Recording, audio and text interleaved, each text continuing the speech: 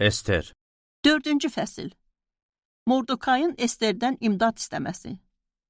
Mordekay baş vermiş bu hadisələrdən xəbər tutanda paltarlarını cırdı və çula bürünüb başına kül tökdü.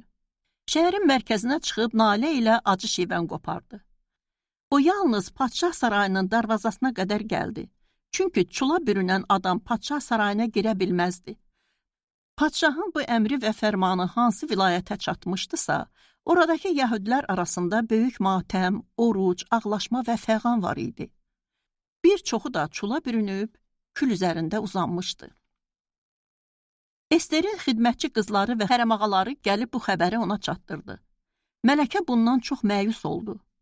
O Mordekay üçün paltar göndərdi ki, çulunu çıxarıb əyninə geyinsin. Lakin Mordekay bunu qəbul eləmədi. Sonra Ester padşahın onun xidmətinə təyin elədiyi hərəmağalarından biri olan Hatakı çağırıb tapşırdı ki, Mordekayın yanına gedərək bu işin nə olduğunu və niyə baş verdiyini öyrənsin. Hatak saray darvazasının qarşısında olan şəhər meydanına Mordekayın yanına getdi. Mordekay başına gələn hal qəziyyəni ona danışdı. Yəhudi qırğını üçün padşah xəzinələrinə Hamanın vəd edərək vermək istədiyi gümüşün tam miqdarını ona bildirdi. Sonra Yəhudi qırğını üçün Şuşanda dəst xətlə yazılan fərmanın surətlərindən birini verdi ki, bunu göstərərək Esterə izah eləsin. Həm də ona padşahın yanına gedib öz xalqı üçün yalvararaq mərhəmət istəməsini tapşırsın.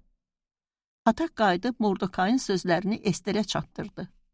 Ester də Mordekaya Hatak vasitəsilə belə bir xəbər göndərdi.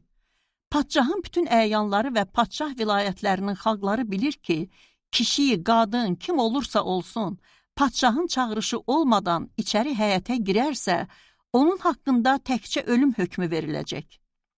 Yalnız padşah qızıl əsasını kimə uzatsa, o sağ qalar. 30 gündür ki, padşahın yanına getmək üçün çağırışım yoxdur. Esterin bu sözləri Mordekaya çatdırıldı. Mordekay Esterə belə cavab vermələrini xahiş elədi. Elə düşünmə ki, padşah sarayında olduğun üçün o biri yəhudilər qırılanda təkcə sən sağ qalacaqsan.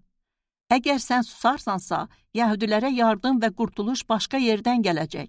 Amma sən və ata evin tamamilə məhv olacaq. Kim bilir? Bəlkə sən elə bugün üçün mələkəliyə çatmısan. Ester Mordekayın bu cavabı qarşısında belə söylədi. Get, Şuşanda olan bütün yəhudiləri topla. 3 gün 3 gecə yeməyib, içməyib mənim üçün oruç tutun. Mən də burada xidmətçi qızlarımla oruç tutacağam.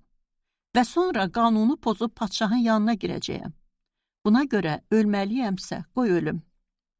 Mordekay gedib Esterin ona tapşırdığı kimi elədi.